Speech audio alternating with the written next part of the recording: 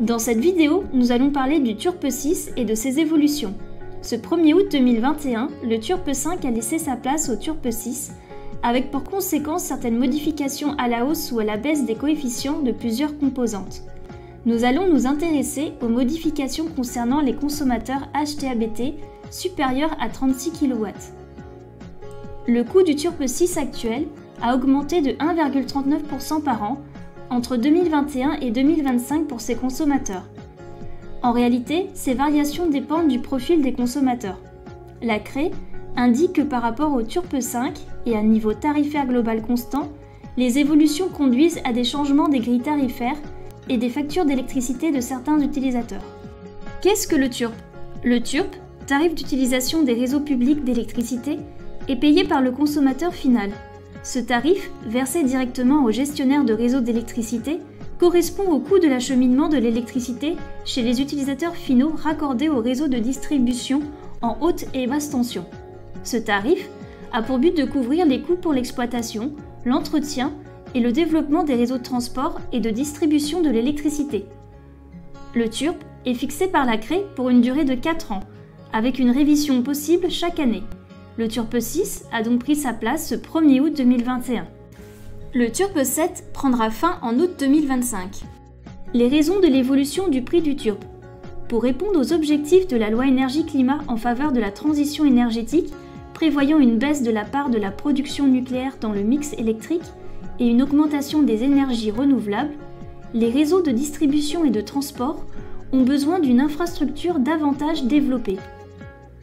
Deux axes principaux sont évoqués concernant l'évolution des tarifs du Turpe 6. Le premier, la décentralisation du système électrique. En France, ce sont RTE et Enedis ainsi que les GRD locaux qui gèrent les réseaux électriques. L'intégration et le développement des énergies renouvelables au sein de ces réseaux impliquent de forts changements structurels. Le réseau doit pouvoir relier et raccorder la production au lieu de consommation. Deuxième point, l'intermittence des énergies renouvelables. Le développement des énergies renouvelables est un défi pour les gestionnaires de réseau. La production des énergies renouvelables a besoin d'une gestion bidirectionnelle des réseaux électriques afin de pouvoir injecter ou soutirer en fonction des besoins. Également, la situation du réseau pendant les périodes de pic de consommation, principalement en hiver, sera beaucoup moins prévisible avec les énergies renouvelables. Le travail de maintien de l'équilibre du réseau entre la production et la consommation devient plus complexe. Enfin, avec le fort développement des énergies renouvelables, le réseau peut devoir absorber une capacité de production importante au moment où la consommation l'est moins. Il faudra donc pouvoir moduler le réseau entre production et consommation.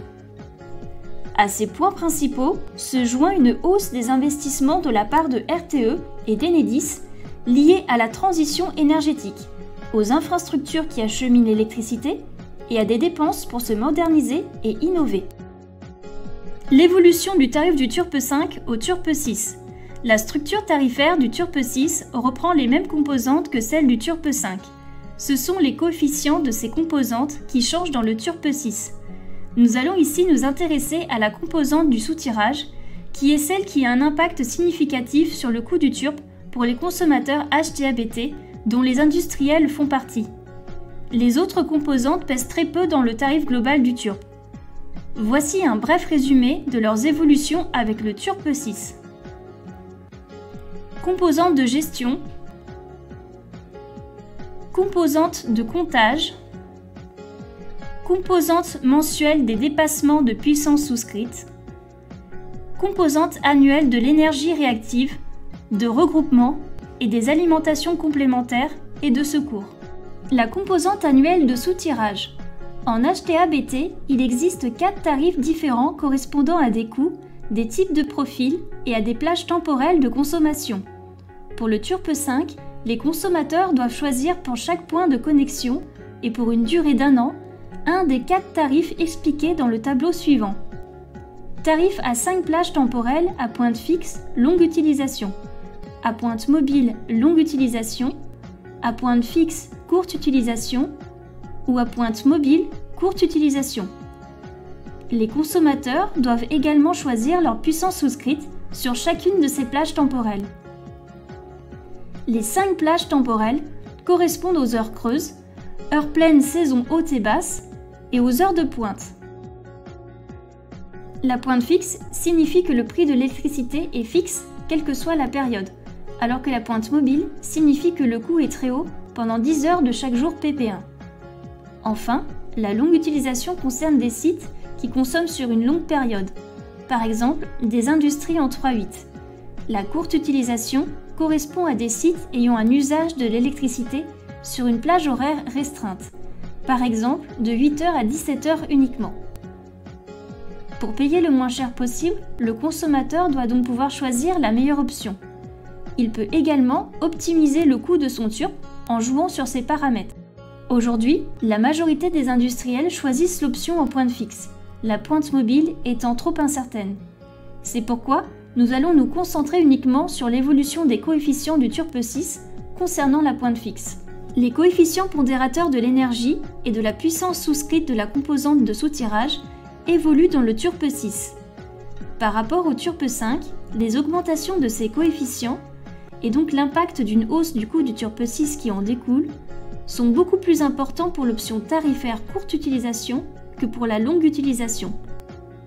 Également, l'augmentation des coefficients est plus importante sur les heures de pointe et pendant la saison hivernale, haute saison.